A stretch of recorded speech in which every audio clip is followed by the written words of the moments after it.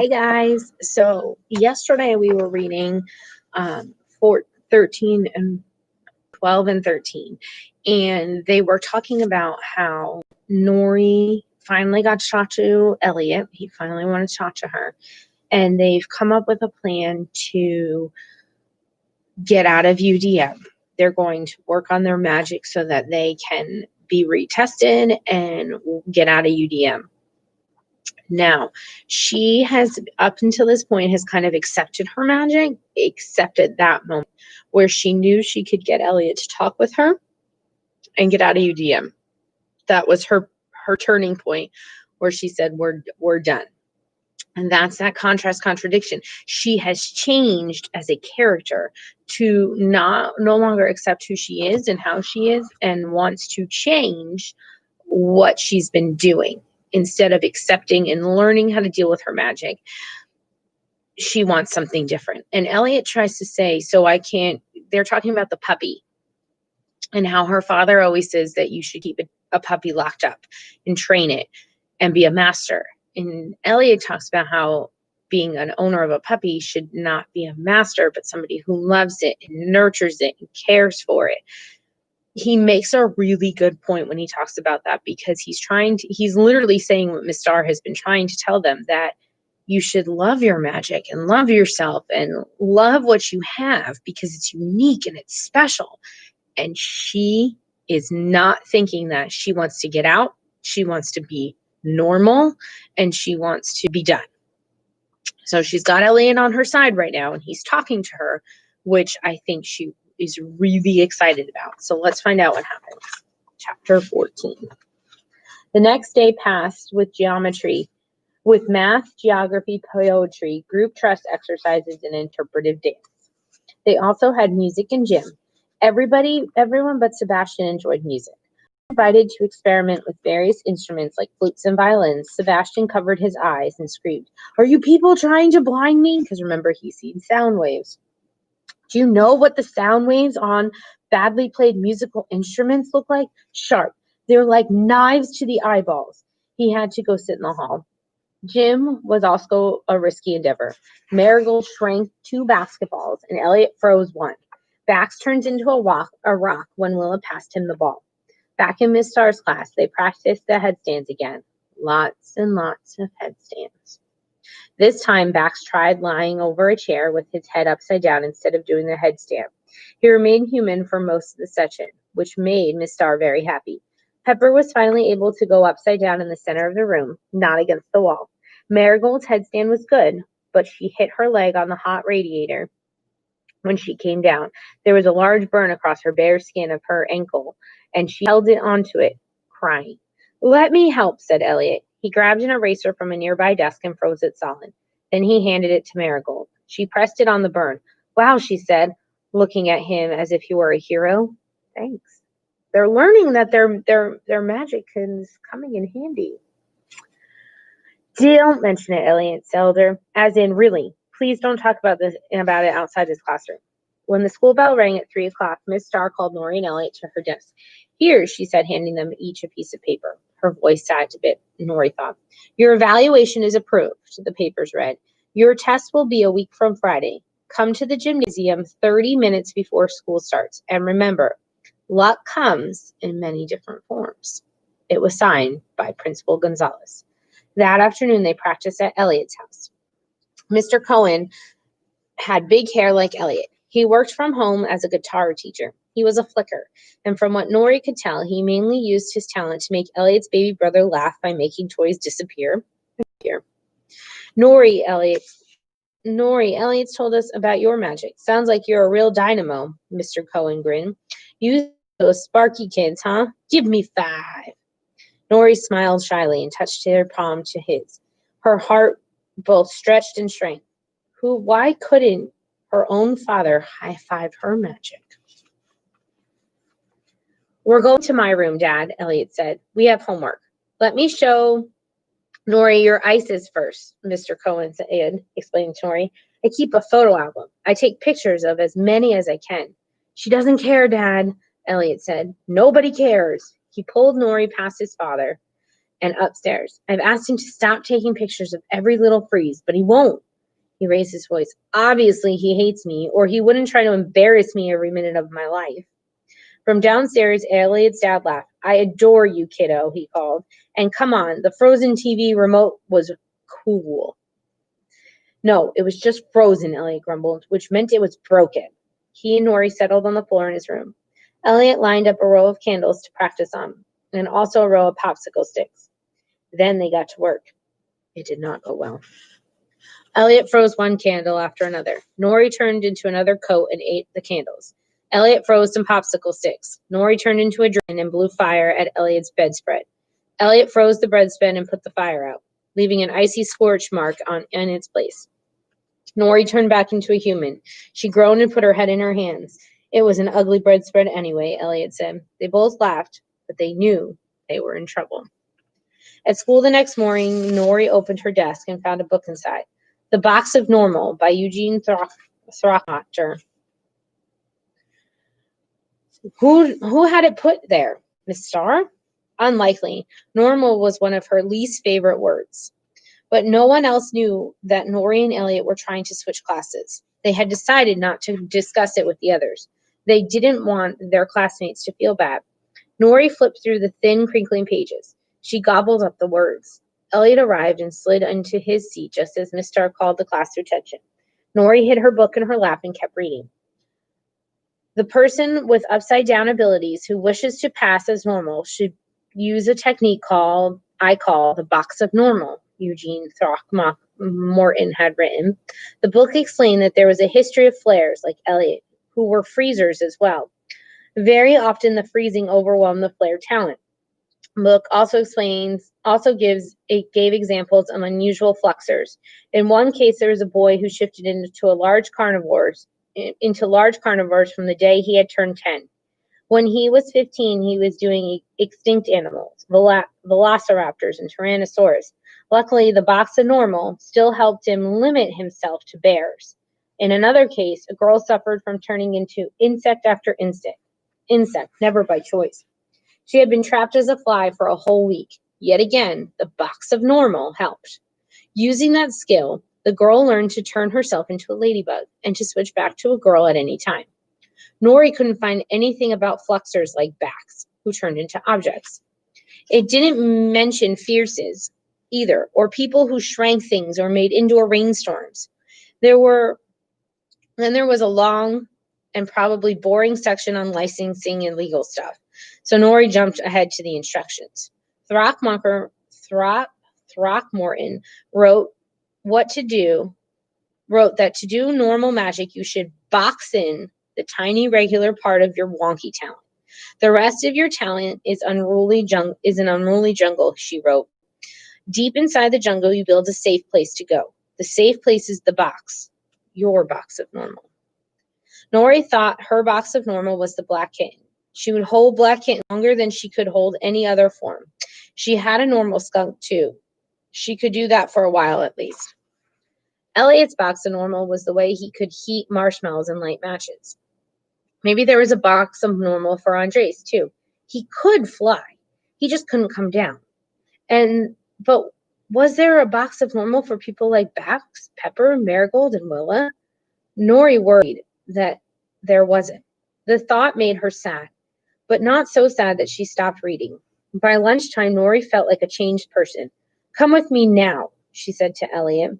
They didn't go to the cafeteria. Instead, they hid in the supply closet. We've been going about it all wrong, she explained. You have? Elliot said. Yes, but now I know what to do, Nori explained, about Throckmorton's book and the Box of Normal. I've been building my Box of Normal all morning, and I want to see if it works. I'm going to do kitten, okay? I don't want to be in a small space when you flux, said Elliot. Please, you might burn me with your dragon fire. You'll be fine. You have ice power.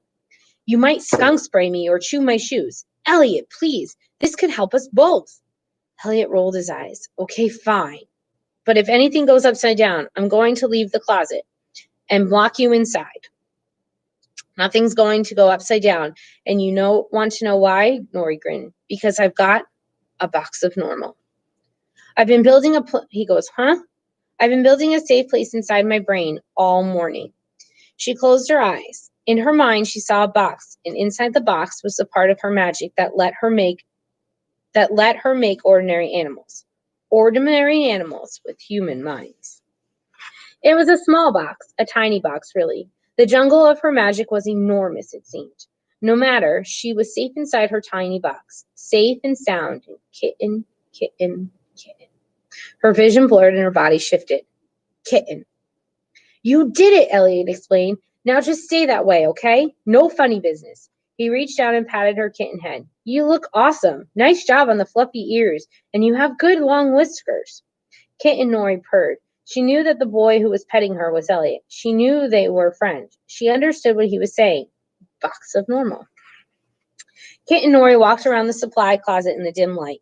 She thought about her regular Nori life. She stayed completely kitten-shaped. Then, because she decided to, she popped back into her own Nori body. She looked at Elliot with wonder. That was great, Elliot said. Oh my gosh, Nori. I timed it on my phone. You were a kitten for a whole 10 minutes. I did it, Nori said. She felt tired and proud. And if I can, you can too. At the end of the day, Nori pushed through the crowded hall to drink from the water fountain. It was invisible again, but by now she knew where it was. When she finished, she looked up to see Pepper beside her. So, Pepper asked if it was the first time she'd looked at Nori in the eye since the skunk event in the cafeteria. So what? So how's it going with Elliot and practicing for your test? Are you getting closer? You know we're trying to switch out of UDM? Yeah, I heard you guys talking about it. Does everyone know? I don't think so. Nori's mind felt dull. Then the pieces of the puzzle came together. The book. Did you leave it for me? Well, Pepper shrugged. I thought it might work for you and Elliot. It definitely doesn't work for me. I've got no normal to put in the box. Nori looked at Pepper and saw the small, friendly girl she'd first met. The girl Pepper was to her before Nori knew she was a fierce. Nori had liked that girl a lot.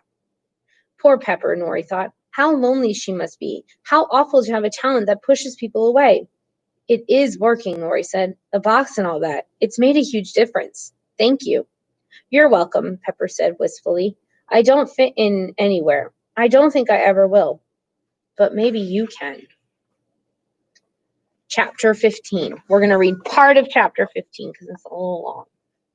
The box of normal worked for Elliot too. He tried it that afternoon at his house with Nori looking on.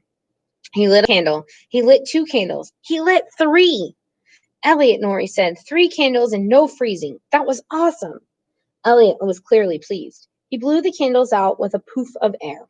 He roasted a marshmallow perfectly too. Said Nori, taking a bite. Delicious. Do you want some? He shook his head. I don't like marshmallows. Really? What's not to love? Nori popped the rest of it in her mouth. Elliot shrugged. I'm more into ice cream. Go ahead and laugh. A freezer who likes ice cream. Ha ha. I've heard it before. I wasn't going to laugh. Lacey thinks it's hilarious. Oh, come on. Everybody likes ice cream. That's why it's great to be a freezer. Maybe one day you'll be able to make it with just your hands. Elliot shook his head. No, I won't. Remember? If the box of normal keeps working, I won't freeze anything ever again. Nori was silent for a minute. What Elliot had just said seemed kind of sad. But then again, he didn't want to be a freezer. He wanted to be a flare. No problem, she told him brightly. Who needs to make ice cream? You can always buy it at the store. The next week, they practiced every chance they got, day after day. Nori became a puppy. The puppy did not sprout squid legs. Nori became a skunk. The skunk did not grow an elephant trunk. Elliot cooked eggs and marshmallows. Sometimes they were burnt or undercooked, but never did they freeze. Andres was the second person to notice something was up, or at least the second person to say something out loud about it. It happened Wednesday morning. They were doing a trust activity. First, everyone had to choose a partner. Nori chose Elliot. Then Miss Starr gave each pair of students a large mixing bowl of whipped cream. Hidden within the cream, she explained, were cherries. The same number in each bowl. More than 5, fewer than 25. The team who finds the most cherries wins, Miss Starr said. Her eyes danced, but there's a catch. Of course there is, Bax grumbled. He'd been paired with Andres for a partner, which required him to grab Andres' leash and haul him down from the ceiling, hand over hand. Then he handed Andres the bag of bricks. Even so, Andres still floated a foot off the floor like a boy-shaped balloon.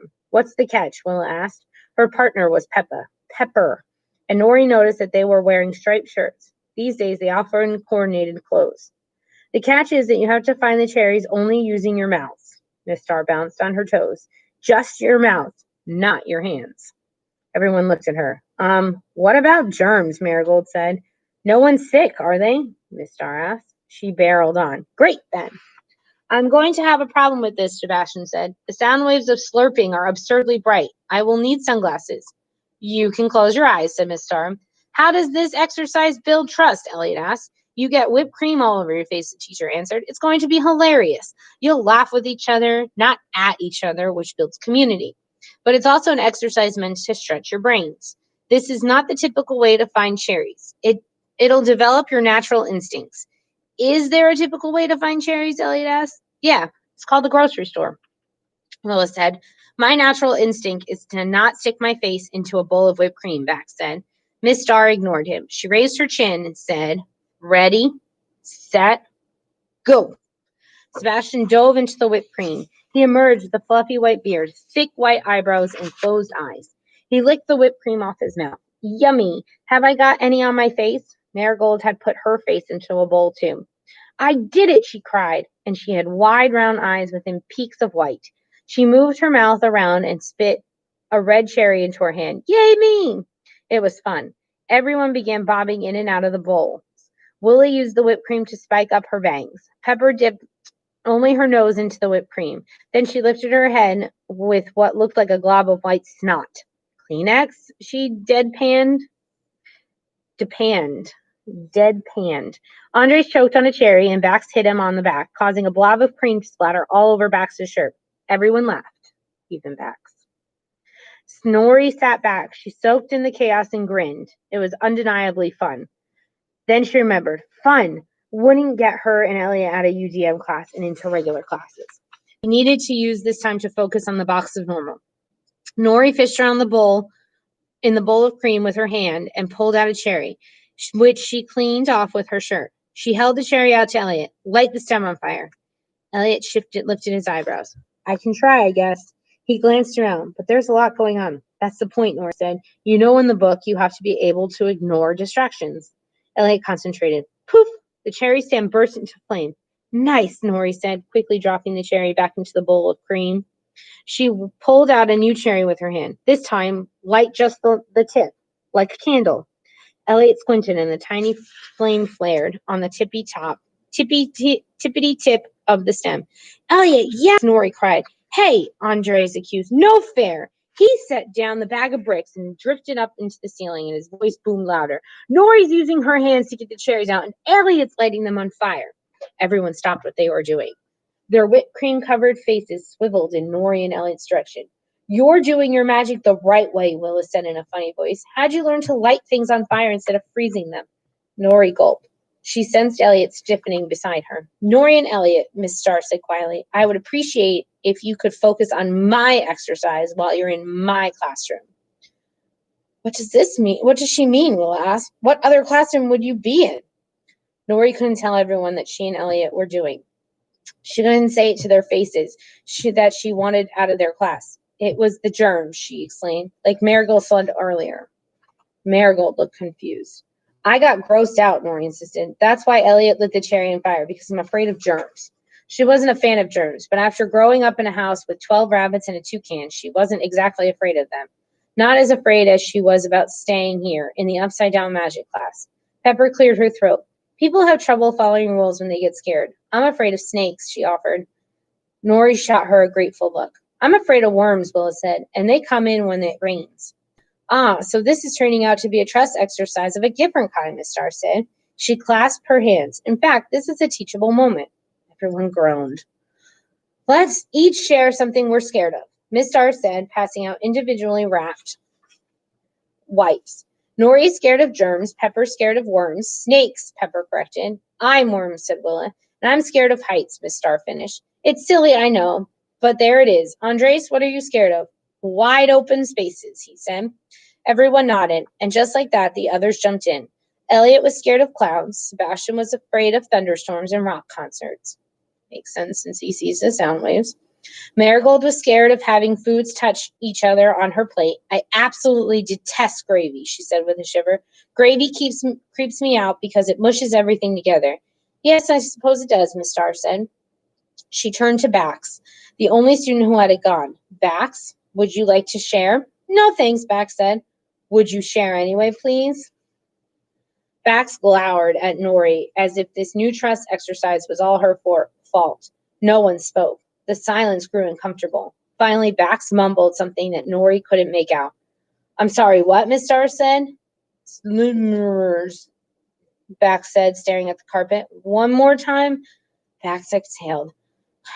Sledgehammers, all right? Sledgehammers, Willow said. Why? I get it, Elliot said. Because of the rock things. Oh, the other said. It's a stupid thing to be afraid of, Bax muttered. No, it's not, Elliot said. I wouldn't want a sledgehammer hitting me, and I wouldn't want a very small hammer hitting me. He said it so earnestly that everyone laughed. I'm not kidding, he insisted. Hammers of all kinds are serious. And we're going to stop there for today. And we'll find out what happens tomorrow with Elliot and Nori and if they pass their tests. Have a great day.